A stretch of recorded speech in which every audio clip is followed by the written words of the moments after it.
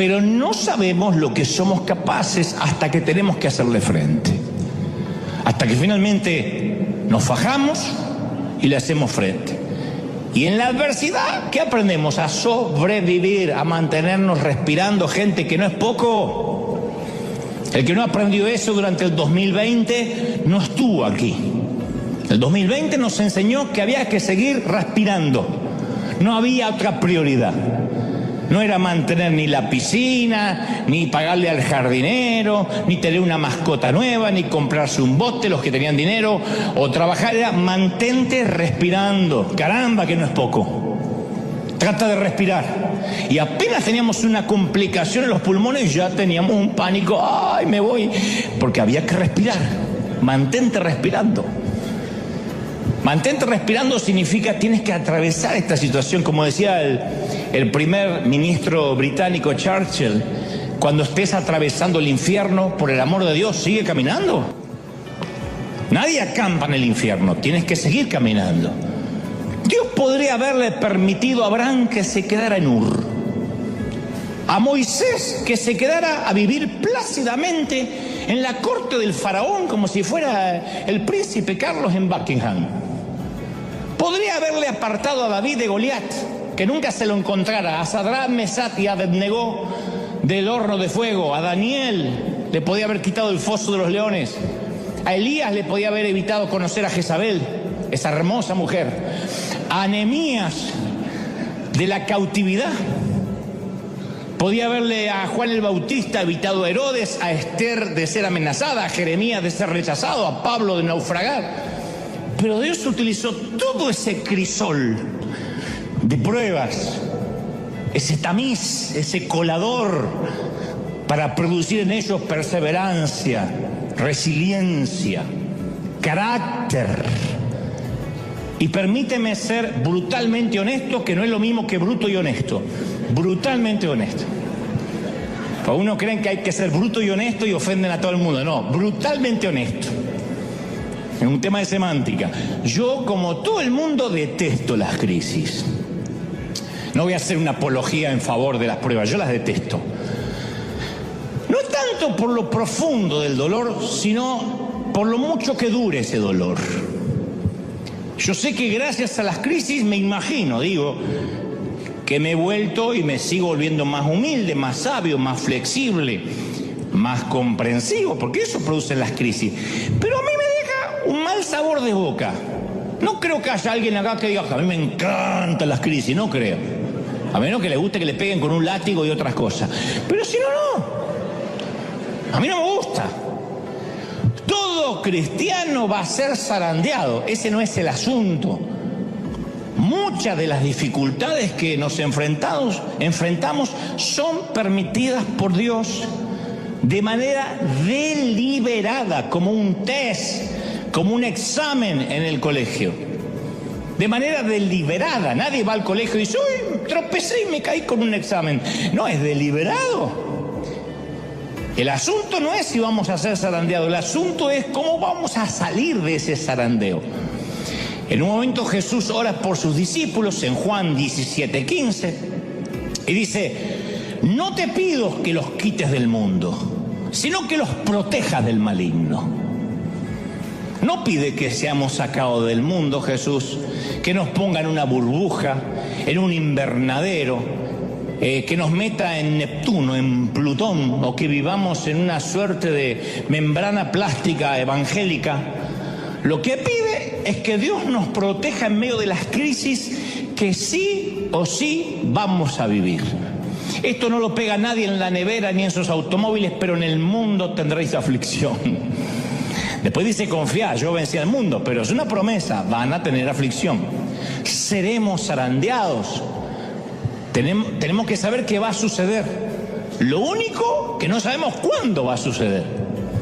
La buena noticia es que somos zarandeados con un propósito. Por algo nos pasa. ¿Por qué? Porque Dios quiere producir en nosotros carácter. En Lucas 22:31 hay una pista. Simón, mira que Satanás ha pedido zarandearlos a ustedes como si fueran trigo. Pero yo he orado por ti para que no falle tu fe. Y cuando tú hayas vuelto, fortalece a tus hermanos. No se pierdan esto. Jesús le dice a Pedro que Satanás los pidió para zarandearlos como se zarandea el trigo en la era, para separar lo bueno de lo malo. Ese es un zarandeo, separar lo bueno de lo malo, cambiar el combustible. Y acto seguido, Jesús anima a los discípulos diciendo que ha orado por ellos para que su fe no falle. Nunca esto me pareció a mí tranquilizador. A mí me hubiese gustado algo como: yo he puesto una orden de restricción a Satanás, algo como predican los pastores empoderadores de ahora. Dios puso un cerco para que el diablo no te toque y no te va a tocar y no te va. A mí me encantaría eso.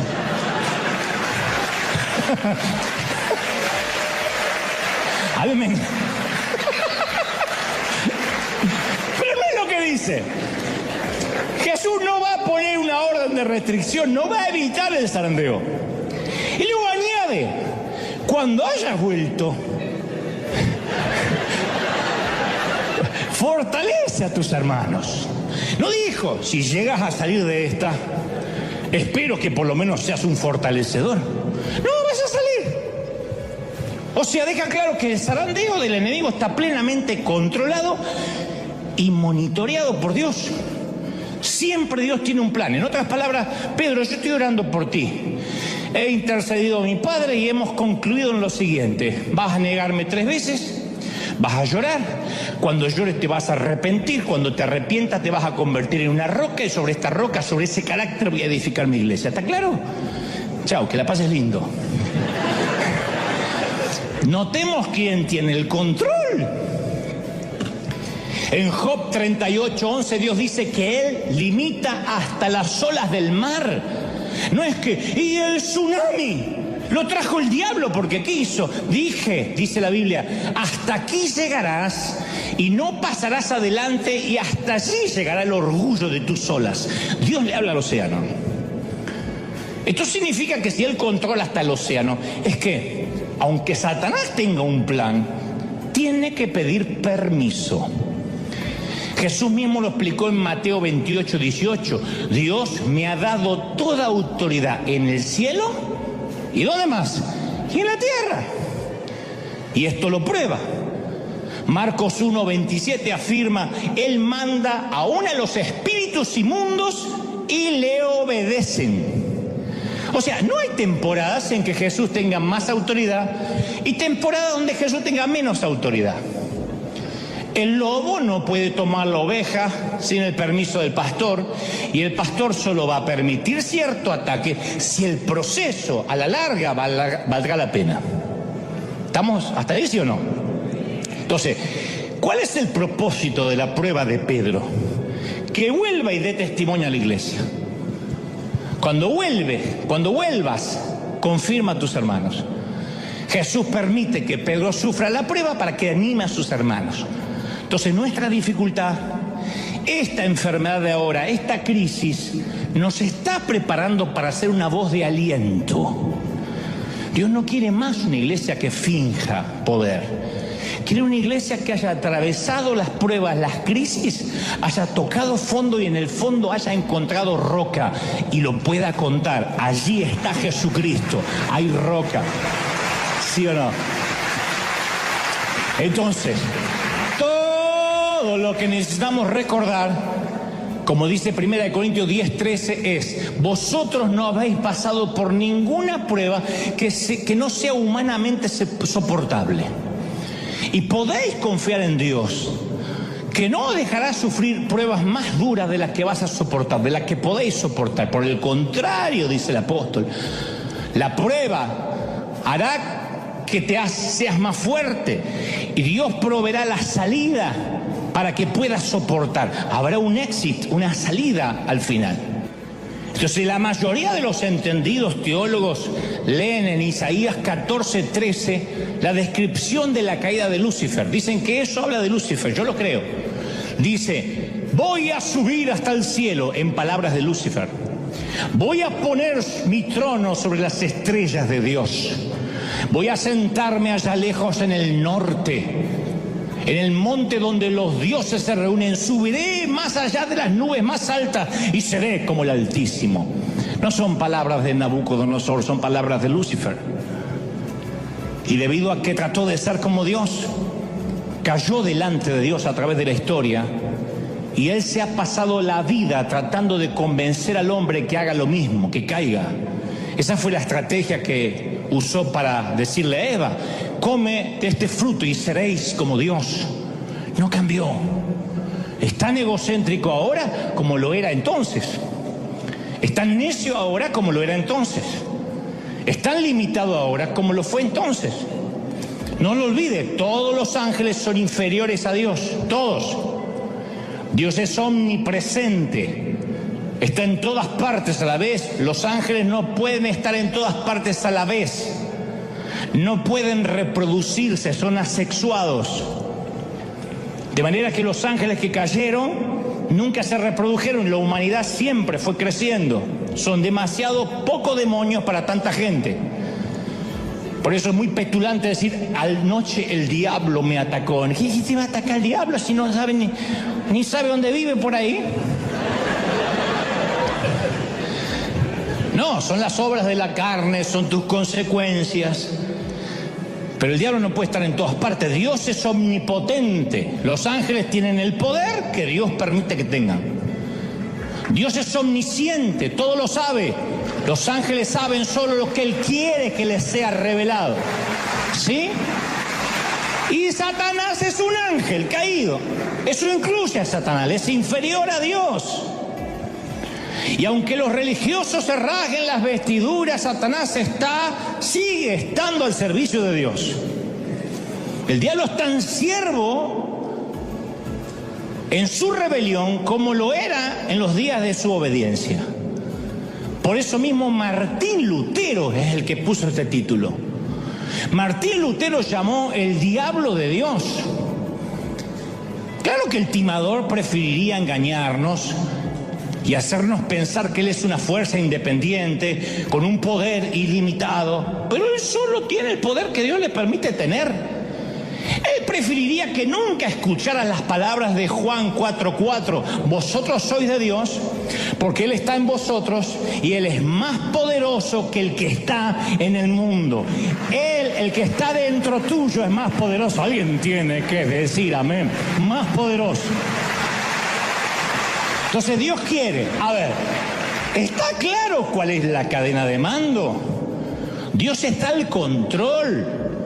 Al diablo lo tiene con las riendas cortas. No sé si notaste las palabras de Jesús: Satanás os ha pedido para zarandearlos. El diablo no exige, no resuelve, no decide. Él pide, suplica, solicita. Así como pidió permiso para tentar a Job, pide permiso para tentar a Simón Pedro. Satanás no hace nada que Dios no sepa. Y Dios usa a Satanás para llevar adelante la causa de su reino. ¿Cómo usa Dios a Satanás para hacer la obra del cielo? Lo usa para entrenarnos. Se vale de él para zarandearnos. Porque todos tenemos la misma enfermedad del diablo, hasta el más dócil de nosotros. En un momento tiene un concepto más alto de sí mismo del que deba tener. En un momento a todos, no solo los argentinos, se le vuelan los pájaros. Yo he visto mexicanos agrandados y salvadoreños agrandados como zapatillas de monja. Yo los he visto.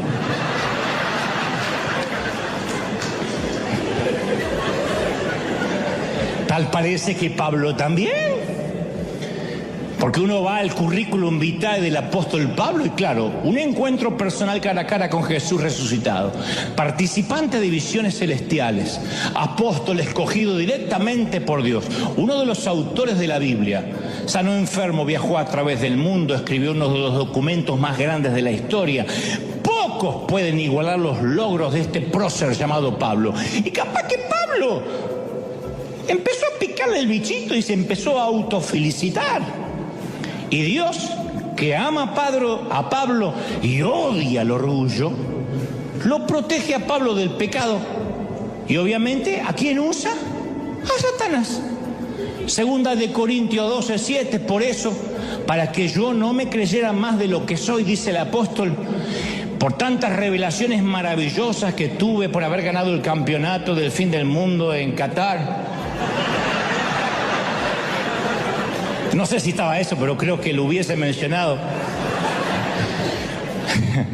Se me ha dado un sufrimiento, una espina clavada en el cuerpo, un emisario de Satanás que vino a maltratarme.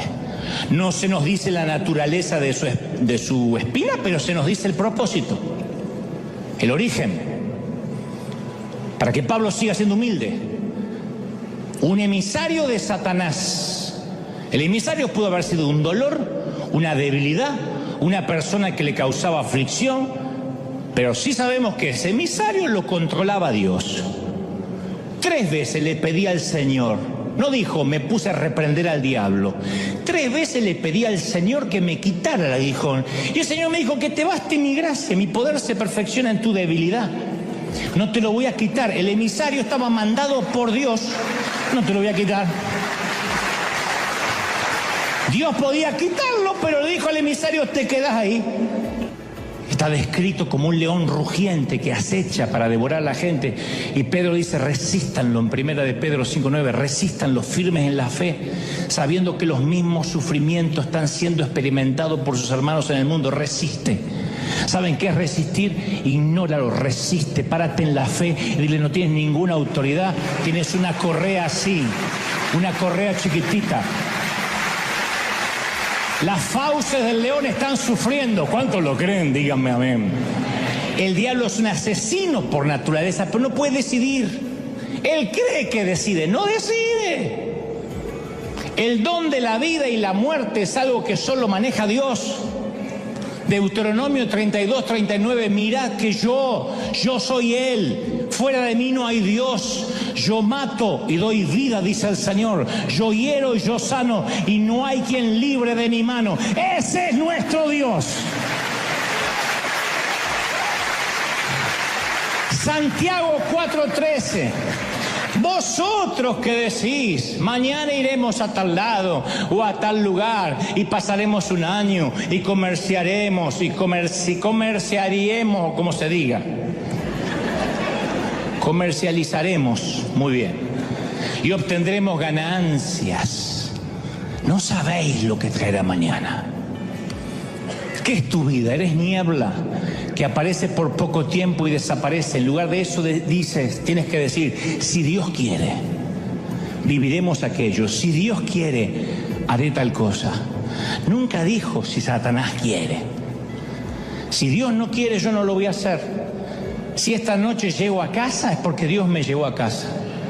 Si tengo un ataque al corazón camino a casa, es porque también Dios me llevó a casa, al otro domicilio. Me llevó a casa. Satanás no tiene la última palabra. ¿Estamos de acuerdo, sí o no? Y tengo más evidencia antes de terminar para demostrar que es un simple siervo de Dios. Segunda de Corintios 4:4 dice, el Dios de este siglo cegó el entendimiento de los incrédulos. Hay un Dios de este siglo, Satanás, que cegó el entendimiento de los ateos. Claro, él es un gran cegador. De hecho, algunos de ustedes, si no es aquí, allí en casa, están ahora ciegos, lo que significa que me están escuchando y este mensaje no los conmueve y capaz que solo están mirándolo para refutar o para criticar el mensaje, y es porque están ciegos, no tienen papilas gustativas espirituales. Pueden que el mensaje los enoje, pero no les despierta adoración, ni pasión, ni celo, ni amor, ni resolución por obedecer. Porque Satanás es un gran cegador. La pregunta ¿es poderoso en su cegamiento? ¿Tiene la última palabra? ¿O Dios es el que hace irrumpir la luz en la vida cuando quiere? Pablo dice en 2 de Corintios 4:6, de las tinieblas resplandecerá la luz. y resplandeció en nuestros corazones para la iluminación del conocimiento de la gloria. Cuando Dios se propone encender luces en tu corazón, no hay demonio que lo pueda detener. Dios se enciende y dice: a mirar, a verme con ojos nuevos. ¡Oh! Dios domina la voluntad de sus ángeles, y eso incluye al diablo. Manda a los espíritus malignos y obedecen. Por lo tanto, si desobedecen es porque Dios quiere que desobedezcan. Les permite desobedecer. Si Dios permitió la caída de Satanás es porque, no porque estaba indefenso, es porque tenía un propósito para esa caída. Y tal vez hoy estemos en una temporada de zarandeo, como empieza el mensaje. Y esta temporada es de tanta importancia como la temporada de cosecha. Muy importante. Porque el proceso de zarandeo nos refina, nos entrena. Nuestra oración durante esta temporada de zarandeo tiene que ser, no pedir: Señor, no quiero ser más zarandeado, sino: Señor, ayúdame a atravesar bien el proceso. ¿Están conmigo, sí o no? Que mi fe sea ratificada. El entrenamiento de David se produjo en cuevas del desierto, no en los pasillos de mármol del palacio. El entrenamiento de José fue en las prisiones de Egipto. Moisés aprendió y se volvió humilde mientras trabajaba como pastor en las arenas del Sinaí. A Jacob se le asignó el profesor Labán como instructor por 14 años. Y cada uno de estos líderes, cuando se enfrentó a un reto difícil, tuvo la oportunidad de vengarse, de negarse, de echarse atrás o escapar. No hicieron nada de eso. David se convirtió en uno de los mayores reyes que tuvo Israel. José se convirtió en el segundo hombre de autoridad de Egipto. Moisés sacó a 2 millones de personas o 3 millones de personas de la esclavitud. Jacob se convirtió en el padre de las 12 tribus y ayudó a poner los cimientos para la gloriosa venida del Mesías. ¿Dónde? En el zarandeo, en el cambio de combustible. Obviamente a todos nos gusta una vida normal, sin alteraciones.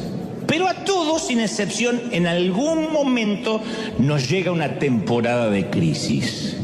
Quien diga: a mí nunca me llegó una temporada de crisis, o está mintiendo o vive dormido, porque la crisis llega. Tal vez un colapso económico, un ser amado que parte a la eternidad antes de tiempo. Cuando digo antes de tiempo es que no se va de viejito, sino que un accidente, un infortunio, una tragedia nos lo quita. Nos descubren en un análisis de rutina que tenemos un tumor maligno que hay que empezar a tratar. O nuestro hijo toma un camino que deshonra todo aquello que le enseñamos y todo aquello en lo cual creímos, y de repente nos deshonra. No queremos ni que miren las redes sociales de nuestro hijo porque nos avergüenza. Cierta vez yo conocí a una mamá que el bebé que tenía en su vientre le habían diagnosticado grandes defectos cognitivos y los amigos no sabían qué decirle. Entonces algunos decían: no, el bebé está sano, tienes que confesarlo, tienes que tener fe, y oraban por la pancita de la mamá y todos se pusieron a orar y el bebé no nació sano, como suele pasar. Entonces algunos decían: miren que los ateos, los inconversos los están observando, no lloren, no se entristezcan, muestran que tienen gozo y victoria. Otro decía: Dios los debe amar mucho, los ama demasiado, por eso les dio un hijo retardado, porque los ama mucho. Ni siquiera te voy a decir lo que sintió esta pareja con ese comentario tan ridículo, ¿no? Lo que les provocó.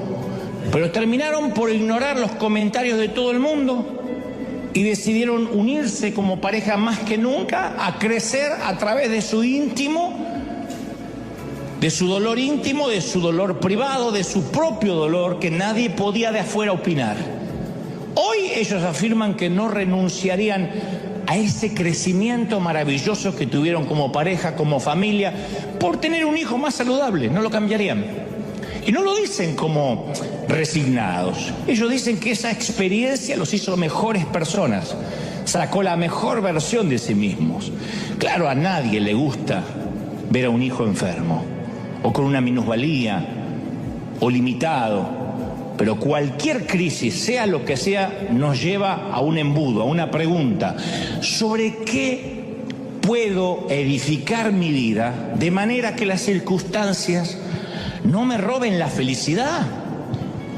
¿Sobre qué tiene que estar edificada mi vida para que pase lo que pase yo siempre siga teniendo gozo? Los investigadores observaron que las personas que son capaces de enfrentar la adversidad terminan siendo más fuertes que antes. Hay toda una generación de cristal que se ofende por cualquier cosa, que un vientito ya, ay, sí, no voy mal a la iglesia porque me miraron mal, me sacaron mi asiento. Que acá no pasa, pasa en el otro servicio. Pero hay otra generación que se ha hecho fuerte, a fuerza de que de golpes. Y así como existe el estrés postraumático, los investigadores hablan del estrés o del crecimiento postraumático. Del crecimiento postraumático, los traumas que hacen que nos desarrollemos, que tengamos otro carácter. Y estos investigadores sostienen que la adversidad conduce al crecimiento. La adversidad nos hace fuertes, o sea, la adversidad nos lleva a crecer más que ninguna otra cosa que pueda existir. La adversidad es lo que nos hace crecer. Muéstrame una mujer, un hombre que tuvo adversidad en su vida y yo te voy a mostrar a alguien con carácter firme, no necesariamente amargado o amargada. Porque en la adversidad descubrimos de qué estamos hechos. Un líder, ¿cómo se muestra un líder? Y en tiempos de pandemia, en tiempos de tempestad, de zozobra, en tiempos de los vientos golpean la barca, ahí es cuando se para un líder. En los tiempos de recesión, en los tiempos de guerra, uno ve lo que tiene dentro como si apretara un dentífrico. Y a veces decimos, ay, yo nunca podría pasar lo que pasó a esa persona. Yo creo que si estuviera en su lugar me moriría. No me digas que no lo pensaste alguna vez viendo a una pareja de padres en un panteón enterrando un ataúd blanco, echando un puñado de tierra sobre el ataúd en donde yace su niño. Tú dices, yo vivo algo así y creo que no salgo nunca más debajo de la manta o me tiro encima del cajón. Y luego atravesamos algo similar o peor y vemos que el corazón sigue latiendo, que el mundo sigue girando, aunque muchas veces nos queremos bajar. El mundo sigue girando. Uno quisiera que el mundo se detenga, que esté en low motion, en cámara lenta, porque hoy tenemos un funeral. Y el mundo sigue. Siguen los vendedores en la puerta, sigue alguien chismeando, sigue la suegra diciendo, los voy a visitar un día de esto. La vida sigue. Resiliencia, como nosotros con los hijos. A ver, hijo, prueba de hacerlo tú solo, hasta para enseñarnos a andar en bicicleta. Yo recuerdo cuando no me caí de la bicicleta, me caí de la confianza. Mirá qué profundo. Mi papá dice, vamos a andar en bici. Yo tenía las rueditas esas que están atrás que te sostienen. Y mi papá dijo, ya es hora de quitar las rueditas. Tienes 18... No, 5 o 6 años. Bueno, pero si me vas teniendo, y mi papá me iba teniendo así, vamos, vamos, vamos. Nunca me sueltes, nunca me sueltes. Jamás, me dice mi papá. Me doy vuelta, mi viejo allá con mi hermano hablando. Y dice, ¡ey! Y me caí. No me caí de la bici, me caí de la confianza. Entonces, recuerdo que eso me enseñó a mantener el equilibrio, a que no podía pretender que papá fuera toda la vida sosteniéndome la bici detrás mío, y como eso, un montón de avatares de la vida que iban a venir, que tienen que ver con el carácter. Y los que hemos sido zarandeados, salimos del proceso más sabios, poquito más sabios, porque conocemos nuestras debilidades, nuestros puntos fuertes, nuestros puntos débiles. Mira, yo te voy a revelar el secreto más guardado del liderazgo cristiano, y con esto me van a querer quemar mis colegas, pero te lo voy a revelar. Antes de revelarte ese secreto, te quiero contar que para ciertos motores si acaso la mayoría, existen muchos combustibles. Muchos. La gasolina es un combustible volátil. Los autos que compiten para ganar carreras quieren que tengan la gasolina más combustión y le añaden óxido nítrico a la mezcla para que tenga más combustión, más explosión. El petróleo es otro combustible, aunque no tan explosivo como tampoco lo es el diésel que usan los tractores. Algunos combustibles son muy buenos y otros son destructores. Todos son inflamables por naturaleza.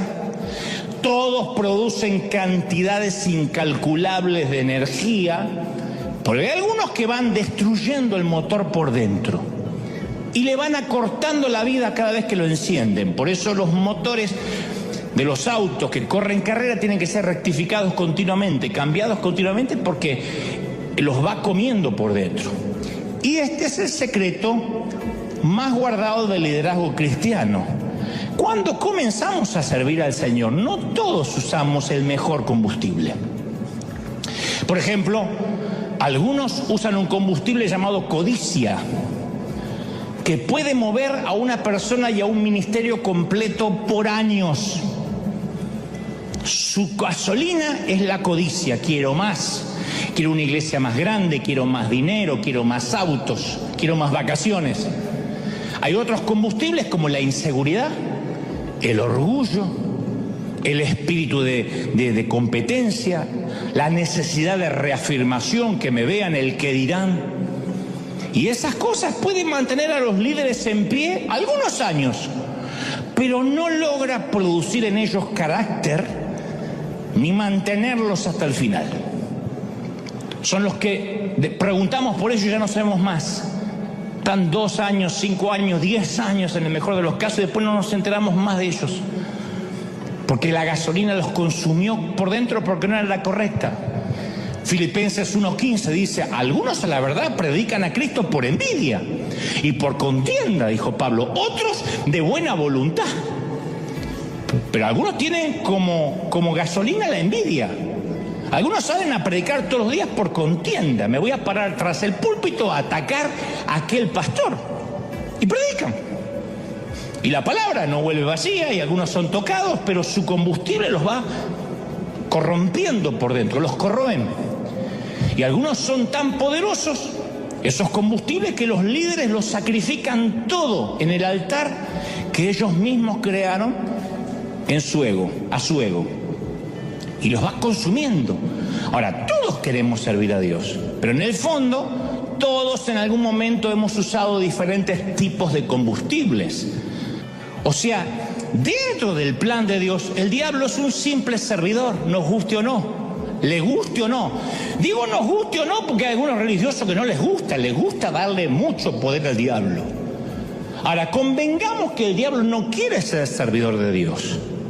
No se levanta a la mañana, se pone los cuernos y dice: qué gana de servir a Dios. No es así. No tiene la intención de servir a los propósitos de Dios. Nada le gustaría más que levantar su propio reino.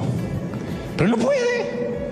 No puede tener total autonomía, no puede. Y cada vez que el pobre procura el progreso de su propia causa, termina promoviendo la causa de Dios. Ese siempre fue el patrón del diablo en toda su existencia. ¿Se acuerdan de Sara, la esposa de Abraham? Dios le prometió un hijo, ella no podía tener hijos, era estéril. No solo ella tenía un problema, también era el problema de la vieja y del viejo, porque había que haber doble milagro, y ustedes me entienden. Durante mucho. ¿Qué hizo Satanás? Usó la cuna vacía para agitar la tensión, la disensión, la duda. El enemigo quería que Sara no confiara en Dios. Y le salió el tiro por la culata. Porque la maternidad de la anciana de 90 años dejó un legado a las generaciones que dice que Dios siempre guarda lo mejor para el final. Que aun cuando estés viejecito, viejecita, Dios te puede sorprender.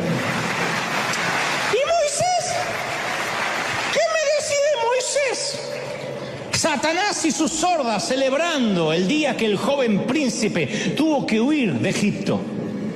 Pensaba que había hecho descarrilar el plan de Dios cuando en realidad jugó a favor de Dios. Dios usó la derrota y el desierto para entrenar a Moisés. Y Daniel. Satanás celebraba cuando se llevaban cautivos los jóvenes de Jerusalén. Dijo, ya está, aislé y puse en cautiverio a los jóvenes más piadosos. Nuevamente el efecto boomerang. Lo que Satanás pensó que era cautividad, Dios lo transformó en realeza. Y Pablo, Satanás esperaba que la prisión lo iba a silenciar. Y sí, la prisión silenció su púlpito, pero desató su pluma. Las cartas a los Gálatas, Efesios, Filipenses y Colosenses fueron escritas desde la cárcel, desde la celda. O sea que Satanás ayudó a que se escribiera el Nuevo Testamento.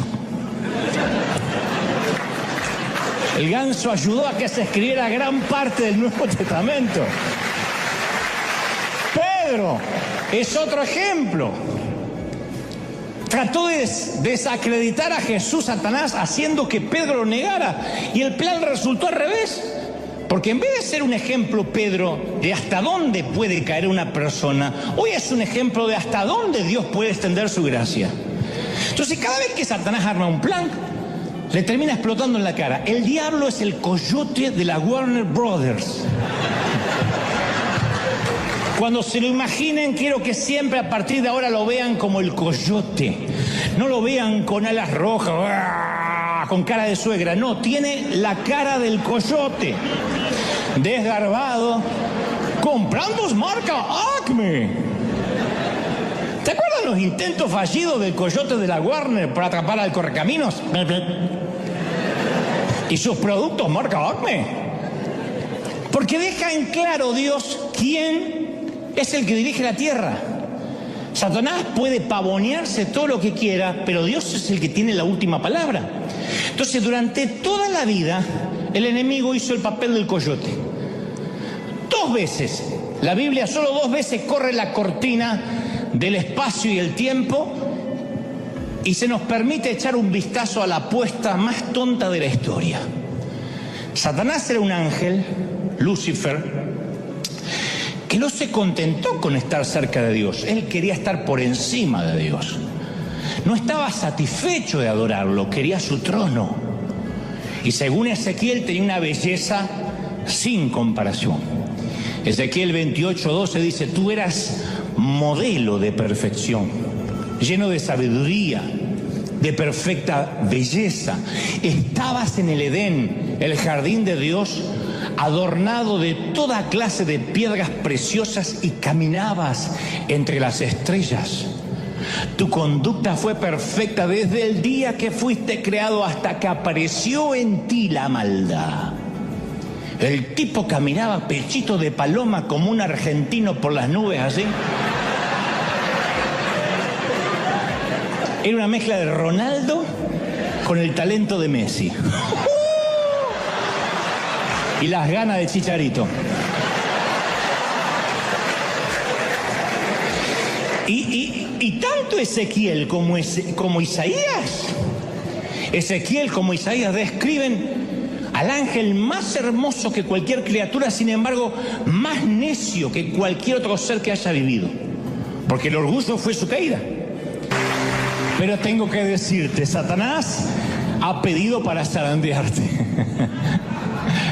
Y yo voy a orar para que tu fe no falte, no te falle, para que te sostengas, para que te mantengas, para que resistas. No ahora, hasta que Cristo venga, para que tu carácter sea más fuerte, para que salgas zarandeado pero en victoria, para que no bajes los brazos, para que no creas que estás derrotado. Es parte de la historia, pero tienes que saber que estás controlado. Si hay un cerco que se abre, va a ser porque Dios lo permite, o porque tú en desobediencia abras ese cerco. La desobediencia, el pecado, te deja a expensas del enemigo. Él anda como el león rugiente buscando a qué devorar. Cuando tú te pones bajo la presencia de Dios, automáticamente la protección que vino sobre Job viene sobre ti. Y si te va a tocar es porque Dios lo permite, o tú lo permitas. ¿Cómo? En pecado, en rebelión, en obediencia, y solito te vas y te entregas en manos de aquel que está buscando para matarte. No obstante, si dices, a pesar de mis errores, a pesar de mis yerros, a pesar de mis equívocos, yo todos los días corro la gracia, todos los días voy a la presencia del Señor y pido su protección. Tienes que saber que no importa, no hay diabetes, no hay pandemia, no hay virus, no hay cáncer, no hay metástasis, que va a matarte si Dios no quiere que te mate. Si Dios te quiere llevar de algo, te va a llevar, con algo te va a llevar, algo se va a valer para llevarnos. Pero eso no viene porque Dios se descuidó, porque estaba ocupado, es propósito de Dios. Es maravilloso saber que uno está viviendo en el propósito de Dios, es maravilloso. Nada va a pasar que Dios no lo disponga. El avión no se cae si Dios no quiere que se caiga. Si hay un propósito, eso te hace vivir la vida en paz, con felicidad, con gozo, perderle el miedo al enemigo. Es un ángel inferior, ni es omnipotente, ni es omnisciente, ni es omnipresente, y si hace algo, insisto, lo repetiré otra vez, es porque Dios le permite que lo haga. Y le dice, hasta aquí, cuidado, porque yo le voy a dar la salida para que pueda soportar, porque es mi hijo, lo estoy procesando. ¿Está recibiendo esta palabra, sí o no? ¡Impresionante! Levanta tus manos al cielo, vamos a orar. Padre, di conmigo, Señor Jesús, fuerte, entra en mi corazón, perdona mis pecados, anota mi nombre en el libro de la vida, comienzo otra vez. Y yo sé que por ahí a alguno aquí todavía le cuesta imaginar, o te cuesta imaginar que lo que estás viviendo podría resultar en algo bueno. Tú dices, no me digas, ¿de verdad? No inventes. Lo que yo estoy viviendo me estás diciendo que es el diablo con permiso de Dios. Me estás diciendo que estoy en un ambiente controlado para algo. Y capaz que te cuesta concebir que esa enfermedad, que esa deuda, que esa muerte puede ser un instrumento para algo digno. Y si te cuesta todavía, te doy el último ejemplo para terminar. Yo no voy a minimizar tu crisis, pero en comparación a la que te voy a contar, tu crisis es una fiesta. Un Salvador sin pecado fue cargado de pecado. El autor de la vida lo pusieron en la cueva de la muerte. La victoria de Satanás parecía segura y por fin el diablo iba ganando por diferencia de goles. No solamente había goleado, sino que había clavado el esférico en el ángulo, pasando por encima al mejor jugador del mundo que lo había dejado tendido en el suelo. A Satanás le había salido el tiro por la culata con todo, desde Sara hasta Pedro, pero ahora le había salido las cosas bien. Todo el mundo había visto su victoria y él ya estaba haciendo el bailecito de la victoria. Sin embargo, de repente se ilumina el sepulcro del tercer día, retumba la roca y Satanás supo que lo habían timado otra vez. Una vez más había sido la herramienta en las manos del hortelano.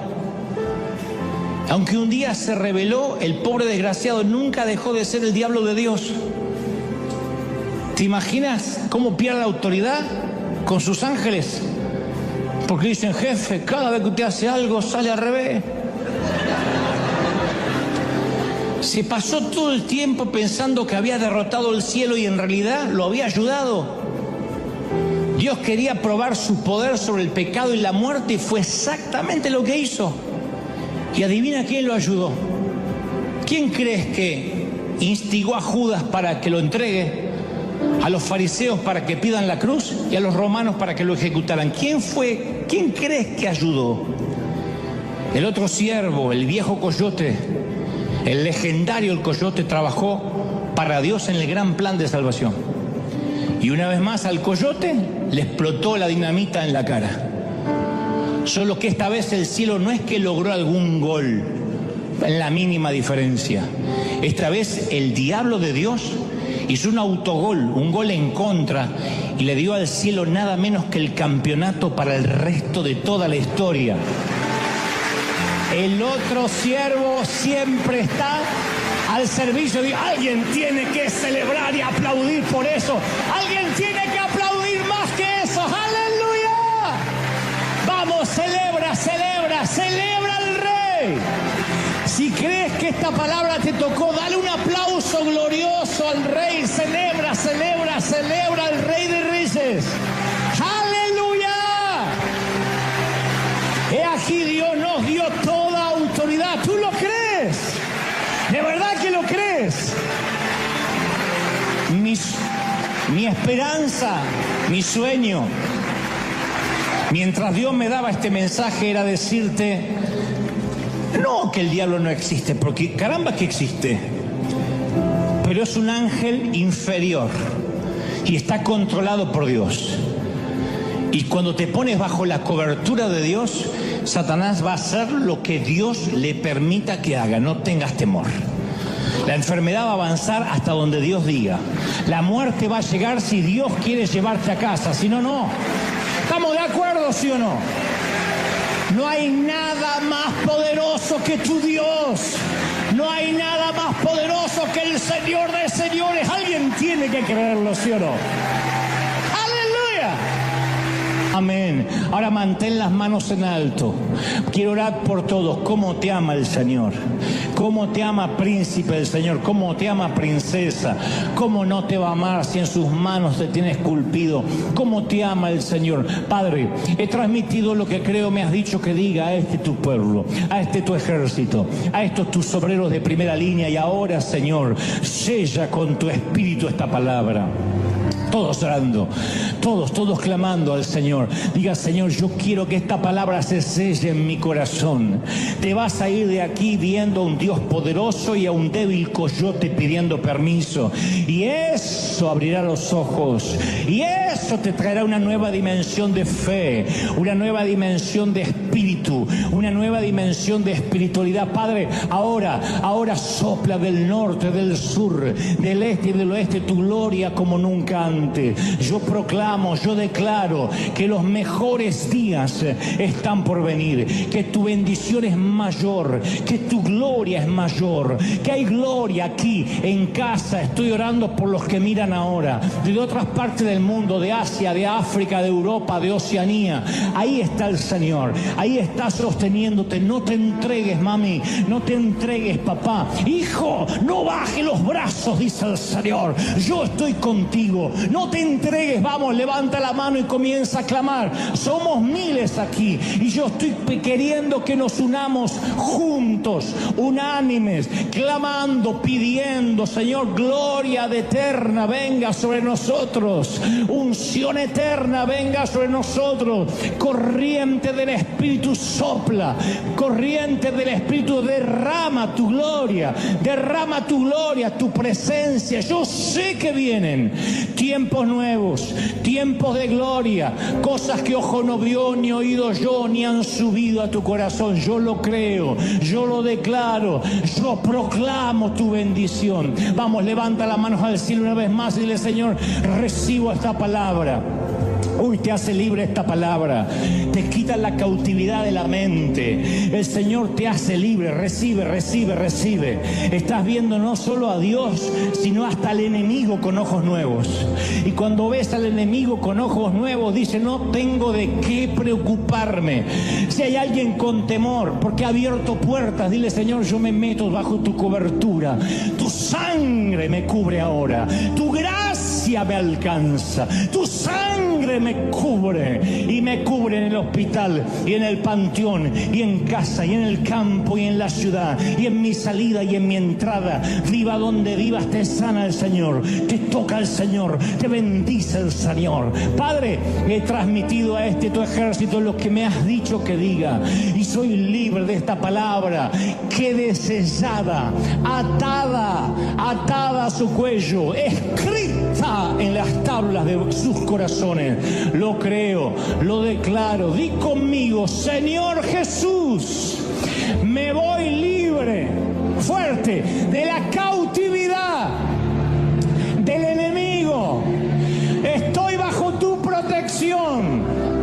Tú me cuidas, fuerte, tú me controlas.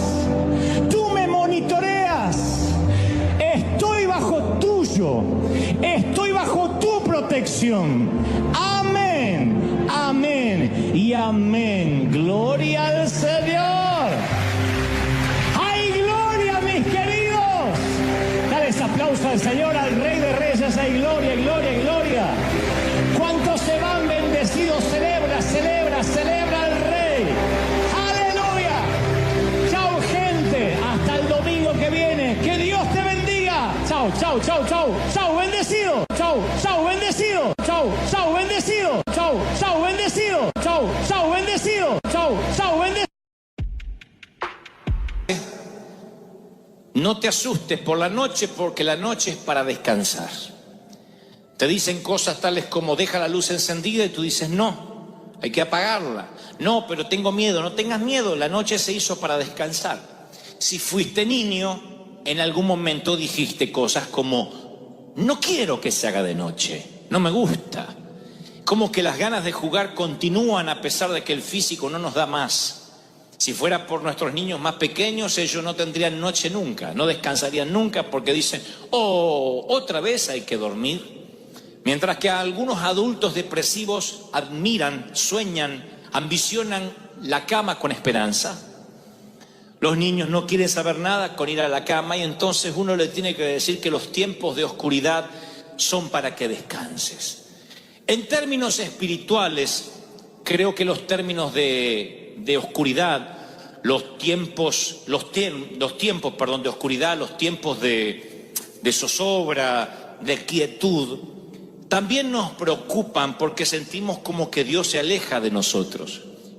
Así que cuando yo me puse a escribir el sermón el día sábado, pude sentir que el Espíritu Santo me decía, dile a mis hijos que la oscuridad es parte del plan, que el silencio es parte de mi amor hacia ellos.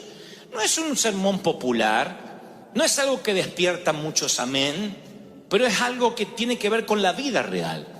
Meditaba que el libro de Génesis termina con una sola familia, tan pequeña como para que la Biblia pueda enumerar cada uno de los hijos.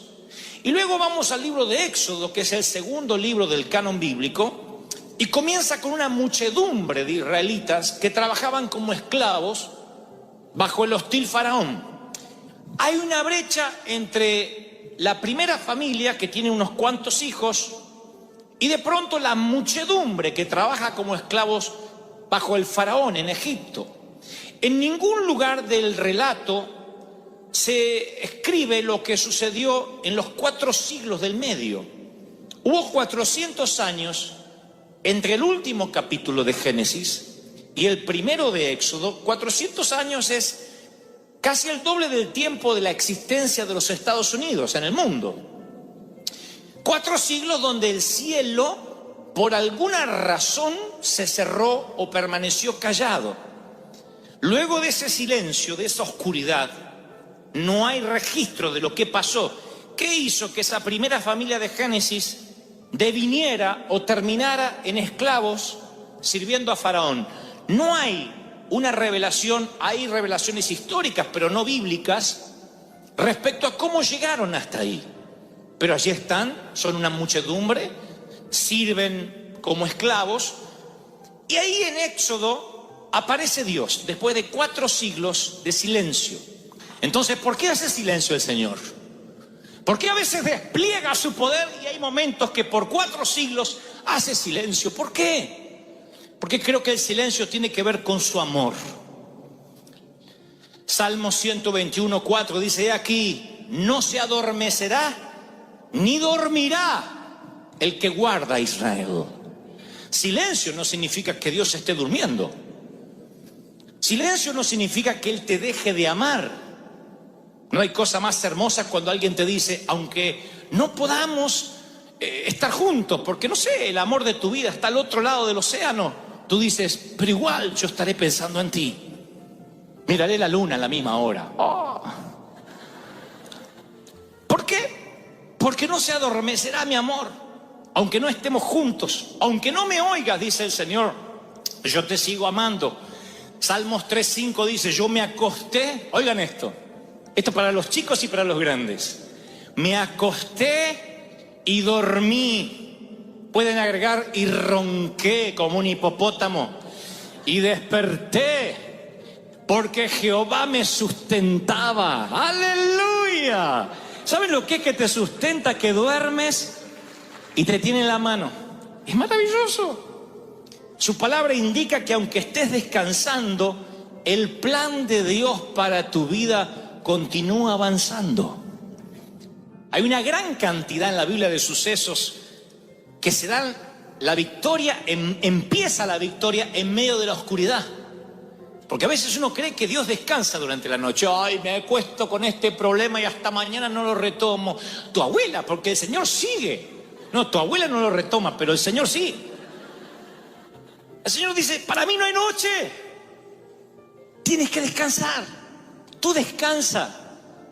La noche es para que descanses, dice el Señor. Mañana te quiero fresco. Ay, es que ¿por qué no se resolvió el problema? Porque tienes que descansar, sonso. Deja que los cielos sigan trabajando. Sonso, dice mi Biblia, Dante habla hoy. La creación de la luz irrumpió en el caos de la oscuridad. Jacob luchó toda la noche, y por la mañana obtuvo una nueva identidad. La liberación de Israel de la Pascua ocurrió por la noche. La batalla de Gedeón, que terminó en victoria, comenzó en la mitad de la noche. La cruz de Jesús, aunque era mediodía, quedó en un cielo negro y oscuro durante la noche. Tú dices, pero ¿por qué tiene que venir la noche? Yo sé que la oscuridad viene, en términos prácticos, la oscuridad viene y te quita el descanso, cuando debería ser lo contrario.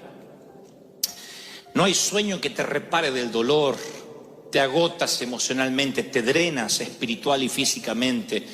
Y el dolor es tan grande que pareciera que te deja en una noche continua, crónica, que no termina más.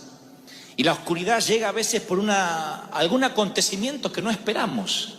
Tú dices, ¿y qué es la oscuridad? La oscuridad es una relación que se destruye, un hijo que se revela, un desastre financiero, un revés financiero, el sueño que se muere y sientes que tú también te mueres un poco con ese sueño. Y dices, siento que estoy a tientas en la oscuridad, que no veo con claridad. Cuando está el día, es como que hay más esperanzas. Pero llega la noche y el dolor es agudo. Y aparece sin razón. No hay razones para la oscuridad. Oras y no hay respuesta. No hay sentido de cercanía con Dios. Tu alma se siente árida, estéril. No estás en el desierto está en ti. ¿Has estado en esa estación de la vida? Yo te puedo dar cátedra. Hablo de esa enfermedad, hablo de ese revés financiero, hablo de aquel problema en los sentimientos, en el corazón. Hay momentos donde nuestra vida se tambalea y creemos necesariamente que es una intervención satánica, diabólica. El diablo se metió a arruinar lo que Dios estaba haciendo. Y no siempre es así. Las plagas de Egipto son permitidas por Dios. Él dice, yo endurecí el corazón del faraón. Les hablé de esto hace unas semanas. No estoy hablando de un Dios castigador, un Dios que te puede meter en crisis hasta quebrarte, porque Él sabe hasta cuánto puedes resistir. Él sabe de qué estás hecho y sabe qué es lo que te va a forjar el carácter, qué es lo que te va a hacer fuerte, qué es lo que te va a hacer invencible ante futuras crisis, ante futuras pruebas. Pero esos valles tienen que estar. Uno de los valles, una de las oscuridades que siempre te recordaré, es la que la Biblia describe como el valle de lágrimas. Literalmente el Salmo 84:5. Este es el valle, la oscuridad, donde vas solo y debes atravesarlo. Tiene que ver con los valles de la vida real. La Biblia dice que la vida va a tener estos valles. Así que hay un valle al que vas solo, hay uno al donde Dios te lleva y otro que ocurre a causa de tu llamado. Pero el primero es uno que va solo, es la oscuridad que te lleva ahí porque tiene que anochecer para que también amanezca el día siguiente. ¿Me están siguiendo, sí o no? Dice la Escritura, Salmo 84:5, dichoso el que tiene en ti su fortaleza, que solo piensa en recorrer tus sendas. cuando pase por el valle, por la oscuridad de las lágrimas, no se pone ahí a decir, ay, es que no voy a salir. Voy a morir acá porque así soy yo, así era mi cuñada y mi comadre. Dice, no, cuando pase, dice, no cuando se quede a vivir, cuando atraviese, lo convertirá en una región de manantiales. También las lluvias tempranas cubren de bendiciones el valle. Dice una versión, será bienaventurado aquel que pase por el valle de lágrimas y lo cambie en fuente. O sea, momentos de llanto, aprende a contentarse. Dios dice, esto es algo que te va a pasar en la vida. Y tú dices, ¿cómo pretendes que me contente en un funeral? No dice la Biblia que te pongas feliz, a menos que la suegra, bueno, no dice celebra, no, dice contenta, tienes que contentarte. ¿Qué es contentarte? Saber decir gracias por lo que me permites pasar, porque aunque me duele, aunque lastima los fueros más íntimos de mi alma, sé que esto me va a fortalecer y mañana voy a tener fuerzas para lo que viene. Sé que algo Dios me quiere enseñar con esto. Es mi Patmos, es mi isla de destierro, pero es aquí donde Dios va a abrir un vórtice y donde el lugar que yo creo que es territorio hostil, lleno de alimañas, Dios lo va a convertir en un sitio de comunicación divina. ¿Están recibiendo esto, sí o no? No estoy subestimando tu dolor. No estoy diciendo, bueno, avanza y ya está, piensa en positivo. No, la fe, ya lo dijimos, no sirve. Es la fe en Dios la que te levanta, el poder de la resurrección. Y el Señor me dice que te diga, yo sé que estás triste.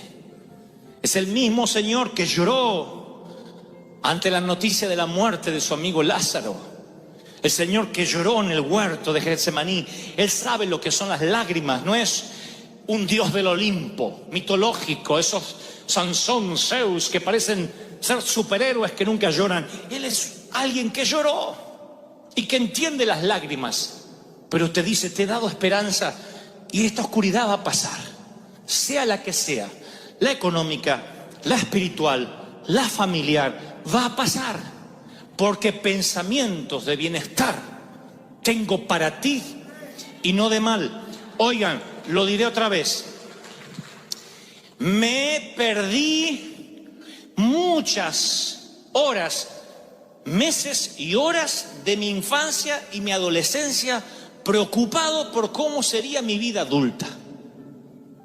Me perdí mucho tiempo. Era de esos preocupones pensando, número 1, que nunca me iba a casar. Número 2, que nunca iba a tener hijos. Número 3, que nunca iba a trabajar. Número 4, que nunca iba a tener un auto. Número 5, que nunca iba a poder cambiar los zapatos despegados. Hoy les conté en el primer servicio que yo me recorrí la iglesia de Buenos Aires con un traje azul. No era un traje, era un saco azul, esos cruzados que se usaban antes. No tenía pañuelito de esto. Ahora confieso, era una media, un calcetín. Nunca nadie me dijo que lo sacara, sino hubiese salido así con... Pero era coqueto. Antes muerto que... El tipo andaba con la media. Estaba limpita, no es que... Estaba limpita. Yo pensé muchas veces que nunca iba a tener un traje más. Muchas veces pensé que a lo sumo cambiaría de calcetín. Pero nunca tendré un pañuelito de estos. No sé por qué. Si tan solo hubiese sido más maduro y hubiese entendido que hay oscuridades que pasan, que todo pasa en la vida, que hay que saber atravesarlo. David dijo, aunque pase, aunque atraviese, no dijo aunque me quede, aunque viva. Dijo, aunque pase el valle de sombra de muerte, no temeré mal alguno. ¿No debería darnos esperanza? Todo va a pasar, no te pierdas el hoy. No te pierdas el hoy, va a pasar. ¿Cuántos reciben esta palabra? Dígame amén. Número 2,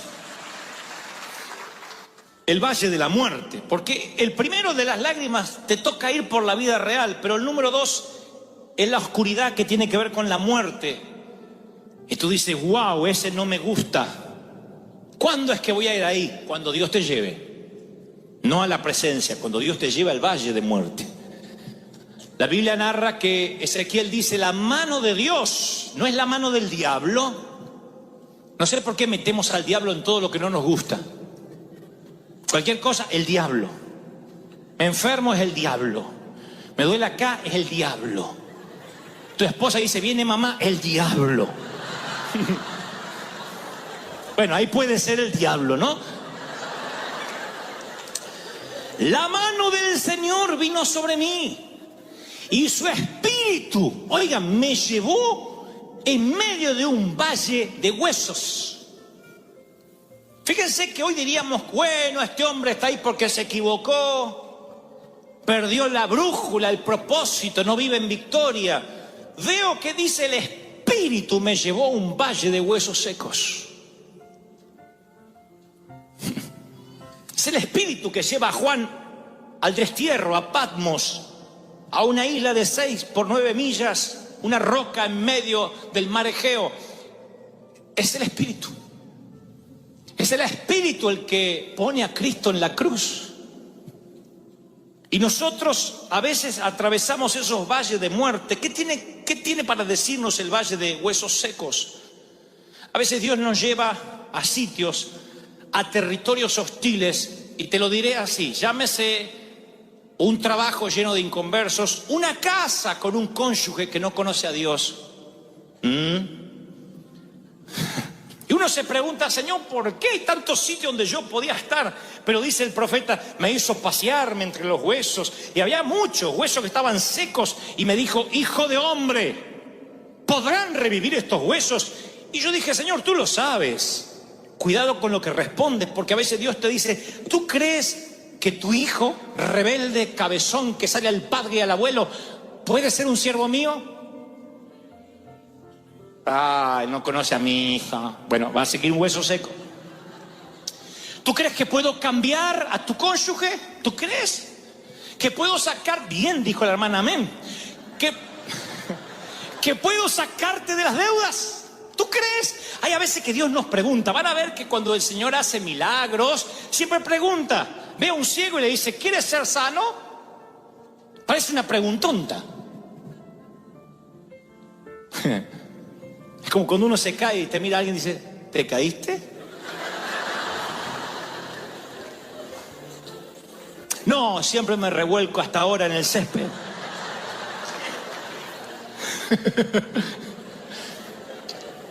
¿Por qué el Señor preguntaría, ¿tú crees que pueden revivir estos huesos? Y entonces me dijo, profetiza sobre estos huesos y dile, así dice el Señor, yo daré aliento de vida, soplaré de mi espíritu y viviréis. Les pondré tendones, haré que salga carne, los cubriré de piel, les daré aliento de vida, van a revivir y sabrán que yo soy el Señor. ¡Wow! ¡Aleluya! ¡Aleluya! Entonces te diré, número 2, tú vas a las oscuridades de los valles, o al valle de los huesos secos, con un solo propósito: profetiza sobre lo que está muerto. No digas, Señor, si es tuyo que reviva, profetiza. Recuerdan lo que el Señor nos dijo. No le hables a Dios acerca de la montaña. Señor, hay una montaña delante mío. Esa no fue la orden. Dios nunca dijo, cuando te encuentras ante una montaña, órame a mí para que yo te la quite. Él dijo, dile a la montaña, muévete, háblale de Dios a tu montaña. Dile, muévete, profetiza. ¡Wow! ¿Cuántos están recibiendo esto? Dígame amén. Te paras entre la montaña y le profetizas. Caminas entre los huesos secos y profetiza. ¿Cuánto hace que no abres la cuenta bancaria en internet? Mira los números rojos, los cheques, lo que tienes para pagar. Y en vez de llorar y decir, Señor, mándame algo, ¿no habrá quedado algo en alguna chaqueta? En vez de hacer eso, ¿cuánto hace que no has profetizado? En fe, caminar sobre las finanzas muertas, sobre la quiebra y decir: en el nombre del Señor profetizo que los recursos vienen, que la providencia se suelta, que los cielos se abren, porque Dios me trajo aquí en el Espíritu para que se revierta. ¡Aleluya! ¿Están recibiéndolo, sí o no? Profetiza. Espera que tu hijo se duerma esta noche y profetízale. Al grandote, digo, al mamut. Porque a los nenitos es fácil profetizarse, pero el mamut de 22, 18, con las patas peludas.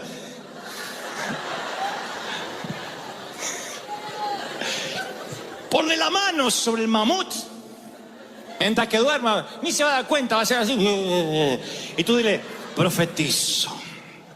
Te levanta Dios como un siervo suyo, lleno de unción, lleno de poder, como madre, como padre. Yo veré la gloria de Dios en tu vida. ¡Ja, ja! ¡Wow! ¿Se dan cuenta? ¿Qué hubiese pasado si el profeta hubiese dicho: bueno, no sé, son demasiado secos los huesos, debiste haberme traído cuando estaban medios muertos? Por eso Jesús le dice: ¿tú crees? Dios le dice: ¿tú crees? Le dice Jehová: ¿tú crees que pueden revivir? ¿Tú crees? O sea, yo puedo hacerlo, pero necesito saber cuál es tu respuesta, y la respuesta es correcta. Él dice: tú lo sabes todo, tú puedes hacerlo.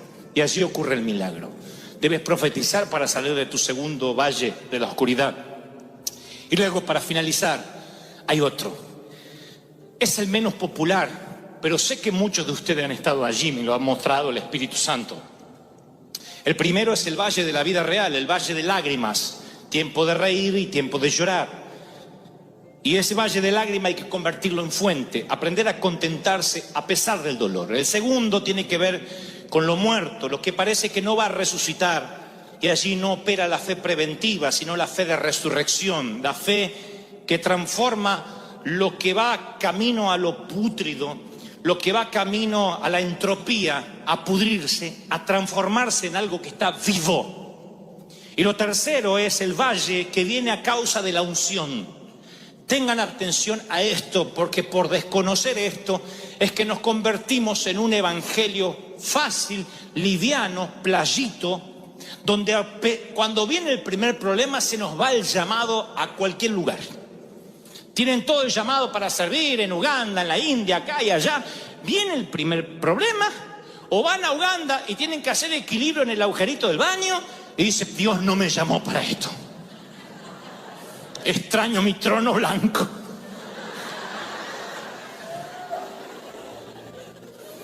Sí, yo conozco gente que, metafóricamente hablando, por un inodoro dudan de su llamado. Porque desconocen el valle o la oscuridad a causa de la unción. La Biblia dice que al enterarse los filisteos que David había sido ungido, cuando se enteraron que David fue ungido, subieron todos contra él. Pero David lo supo y bajó a la fortaleza. Los filisteos avanzaron, desplegaron sus fuerzas en el valle de Refaín. Refaín significa gigantes. Y desplegaron su fuerza contra David. Y David dijo: debo atacarlos, los entregarás en mi poder. Y el Señor le dijo: atácalos, porque te aseguro que te los entregaré. Muéstrame a alguien que esté ungido, que ore por los enfermos, que quiera servir al Señor, que libere a los endemoniados, y te mostraré a alguien que muchas veces ha llorado preguntándole a Dios dónde está Él en sus momentos personales. No crean a esos super predicadores que parece que la vida les sonríe y bajan de un carro de fuego a predicar y luego se van otra vez a la presencia de Dios hasta el próximo domingo. No funciona así. Somos humanos, de carne, de hueso. Tenemos decenas de problemas. Nos deprimimos, lloramos, nos enojamos, pecamos, nos airamos. Eso pasa con cualquiera. Y es más, cuando Dios te unge, lo he dicho tantas veces, nuevo nivel de unción, nuevo demonio asignado. No quiero que se asusten, quiero que entiendan que es una batalla. Al enterarse el infierno de que Dios ungió una iglesia en el sur de California, más precisamente en Anaheim, despliega sus raquíticos demonios en contra de los que estén más débiles. Y los que desconocen de que esto es parte de la batalla se empiezan a asustar diciendo: ¿qué estoy haciendo mal? No, estás haciendo bien. A causa de la unción el infierno se está conmoviendo. A causa de la unción el infierno se está levantando. Pero mayor es el que está contigo que los que vienen en contra, dice la Biblia. ¡Wow! ¡Ja, ja! ¡Santo! ¿Están recibiendo esto, sí o no? En cada movimiento de Dios, Satanás está desesperado por contrarrestarlo o destruirlo, antes, durante o después. Cuando Satanás ve lo que va a ocurrir con Moisés, trata de matar todos los niños de esa generación. Arrasa con todos. Es tan torpe, es tan idiota. El demonio que siempre usa el mismo modus operandi, cuando teme que Jesús nace, hace lo mismo y manda a matar todos los niños. El plan de aborto no es algo de la última era, del último siglo. Satanás ha implementado el aborto una y otra vez porque cuanto más niños destruya, habrá menos papá profetizando sobre sus cunas y sus camas. Y será menos peligro. Él dice: aborta, aborta, tienes que matarlo antes de que la profecía se cumpla. Satanás siempre atacará la profecía.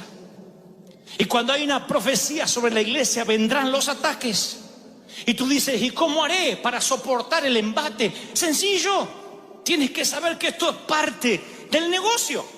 Si no hay ataques, no estás siendo un peligro. Si no estás representando un peligro para el infierno, entonces sí deberías preocuparte.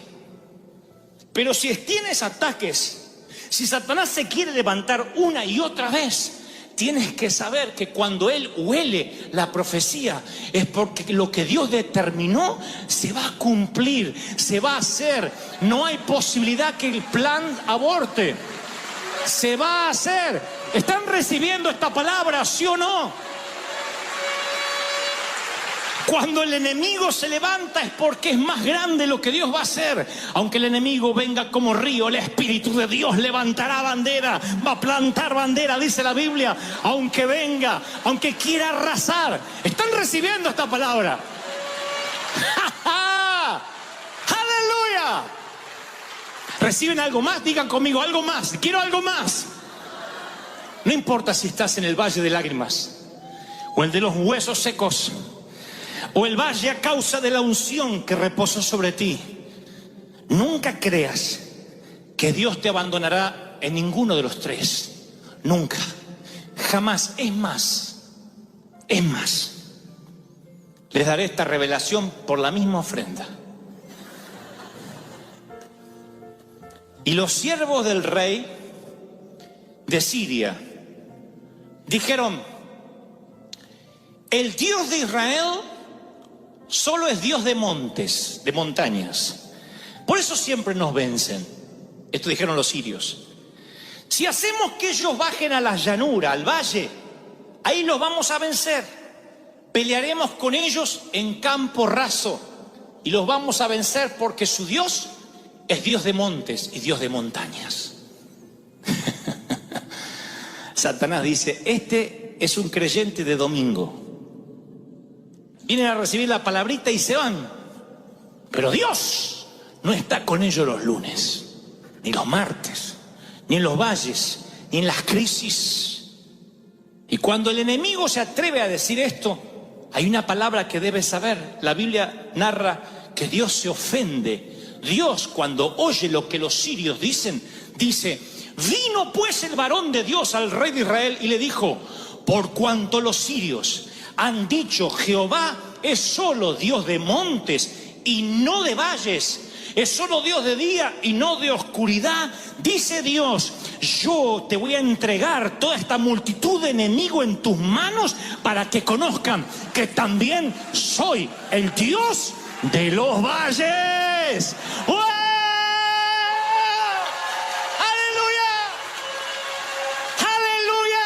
Alguien tiene que decir: ese es mi Dios.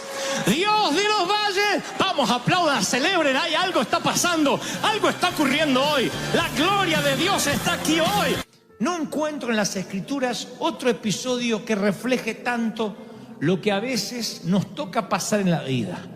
Primero perdemos la visibilidad, el destino, la visión. Hace años que no soñamos, que no visionamos, que no decimos tengo la esperanza de que cosas buenas van a pasar.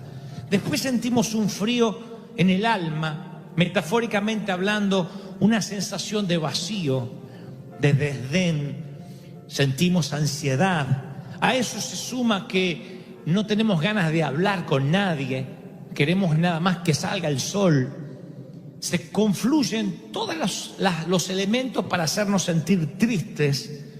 Decimos, si yo tuviera que lidiar contra la falta de visión, de visibilidad, podría, pero a eso se le suma el frío y la tormenta y la nieve. Siempre, insisto, individualmente haríamos frente, estaríamos fuertes para enfrentar lo que venga, pero esos elementos cuando confluyen colectivamente son formidables y hacen que no podamos luchar.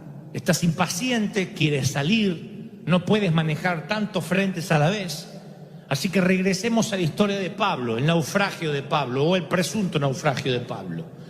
El versículo 20 de lo que relata Hechos 27 dice, parece una sentencia de muerte, dice: como pasaron muchos días sin que apareciera el sol ni las estrellas. 14 días estuvieron sin sol ni estrellas de noche, con nubosidad todo el tiempo. Como la tempestad seguía arreciando por 14 días, 2 semanas, perdimos toda esperanza de salvarnos. En 14 días. 14 días sin sol en alta mar te quitan la esperanza de vivir. 14 meses sin sol en un matrimonio te quitan la esperanza de continuar. 14 años sin sol en una empresa, en una compañía o en un país te quitan las ganas de soñar. Sean que sean días, meses, años u horas, te quitan todo vestigio de pensar que vas a salir adelante. 14 días dando tumbos, el océano retumbó, chapoteó, rugió. Los marineros se rindieron. Y cuando los marineros se rindieron, dice Hechos, que tiraron todos los enseres, alivianaron la nave, porque la nave cuanto más pesada, cada vez que parecía que se daba vuelta así, parecía que si se ponía vuelta de cuajo, se ahogaban todos. Dijeron, para que esto sea más una cáscara de nuez que un barco tan pesado, alivianemos. Tiraron todos los que tenían barriles, comida, vino, todo lo que había arriba del barco, lo arrojaron al mar. Luego lo anclaron, pero dice que el mar sacudía por 14 días la embarcación de manera tal que no había ancla que resista, y ahí los marineros dijeron, nos vamos a morir. Y cuando los marineros se rindieron, Pablo va a hablar. Pablo, como ya hacía mucho que no comíamos, dice Hechos 27-21, habría sido por cierto conveniente que me hubieran oído. Ahí le sale el espíritu de toda madre. Te lo dije. Si me hubiesen oído y no hubiésemos zarpado y nos hubiésemos quedado en buenos puertos, no hubiésemos recibido este perjuicio y esta pérdida. Pero yo te exhorto, los exhorto a tener buen ánimo, cambien el ánimo. Me ingenié esas palabras: sin sol, sin estrellas. Ten buen ánimo. Y los marineros lo miraron como ustedes me están mirando ahora. Ah, bueno, esa era la palabra. Esperen. Y así va a salir la tormenta, así va a conseguir novio. No, esperen. Primero, ten buen ánimo, tengan buen ánimo, porque no habrá ninguna pérdida de vida entre ustedes, sino solamente la nave. Ahora, qué contraste, ¿no? Porque Los marineros que saben de tormentas se dieron por vencidos. Y este predicador judío, que supuestamente no sabe nada de navegación, es el portador de valor. ¿Qué es lo que sabe Pablo que los marineros avesados en el océano no sabían? O lo formularé de la siguiente forma, mejor dicho, ¿qué es lo que tú necesitas saber ahora que no sabes y que Pablo sabía y que te va a dar paz perfecta? Vamos a desmenuzar qué es lo que Pablo sabía, porque tú dices lo que los marineros están diciendo con su mirada al ver al apóstol. No me digas que esa va a ser la palabra, ten ánimo, porque yo no sé de dónde sacar más ánimo. Mi pozo de ánimo está vacío, no hay energía, estoy vampirizado. No tengo ánimo, no tengo fuerzas para levantarme a la mañana. Así que no me diga que esa va a ser la palabra. ¿Qué necesito saber? Estoy dando tumbos en los vientos. Como los marineros, ya hice todo lo que se supone que podía hacer. Consultaste con el banco, cambiaste la dieta, llamaste al abogado, ajustaste el presupuesto, fuiste a consejería, reprendiste, ayunaste, lo reprendiste. Le pusiste la mano a tu marido, repréndeme en el nombre de Jesús mientras que dormía. Oraste. Y tu mar se sigue revolviendo en una espuma feroz. Y dice, no puedo más, ya hice todo. El diagnóstico no cambia, el presupuesto no cambia, el banco no cambia su tesitura. Dime algo más que Pablo sabía que yo tengo que saber para que Dios me dé una paz perfecta. Así que vamos a desmenuzar lo que Pablo le dice a los marineros para sacarlos de ahí. Primero, una exhortación. Habría sido conveniente, varones, que me hubiesen oído antes de zarpar y no estaríamos viviendo esto. Yo sé que en este momento lo que menos quieres es que te regañen. Quieres que te mimen, que te apapache, pobrecito, toda la tormenta, nene. Pero déjame decirte que si vamos a estudiar lo que Pablo dijo, no podemos ignorar la primera parte, porque así comienza él, con un regaño. Si tú no escuchas las advertencias de Dios, el regaño va a venir, porque Dios al que ama, disciplina, al que ama. Me preocuparía que no te regañe Dios, que no me regañe Dios, porque eso sería que me ha dejado de amar, lo cual sería imposible en la soberanía de Dios, en la esencia de mi Dios. Él te ama, me ama, y entonces me regaña. Quizás la tormenta es porque no escuchaste a Dios, como los marineros no escucharon a Pablo. Te dijo Dios más de una vez, el que toma prestado es esclavo del que le presta. Y te metiste en una deuda que hoy te tiene en medio de una tormenta. Dios te dice, ahí están las escrituras. Si tú pudieras vivir bajo los principios bíblicos, no te meterías en tormentas. El que pide prestado es esclavo de aquel que le presta. Y tal vez ignoraste eso y eso te metió en una tormenta. Aprende a vivir con la dádiva diaria, y te metiste en un auto para tener el lujo de tener un auto nuevo y mandarte la parte, y es un auto que hoy no puedes sostener ni pagar, y vives en una casa que no puedes pagar simplemente porque no seguiste principios bíblicos de saber vivir en la escasez y en la abundancia. Eso es saber cuándo puedes acceder a un mejor auto, a una mejor casa, a un viaje que hasta el día de hoy estás pagando en cuotas, porque decía, más sí, hay que vivir el hoy. Sí, pero eso es una palabra de Dios sacada de contexto. Basta el día con su afán no significa no planificar. Porque el hombre que no planifica es semejante a aquel que, queriendo edificar una torre, no mira primero si tiene los elementos necesarios para acabarla, no sea que cuando no la pueda acabar y sea una torre a medio terminar, todo el mundo le haga burla. Está en la Biblia. Entonces uno tiene que planificarse concienzudo. Quizás estás en una tormenta porque no oíste. Te dijo el Señor que el sexo fuera del matrimonio ocasiona caos. Y aún así dijiste, pero bueno, yo soy hombre, yo soy mujer, no puedo controlar mis hormonas. Y entonces estás en una tormenta que no acaba más.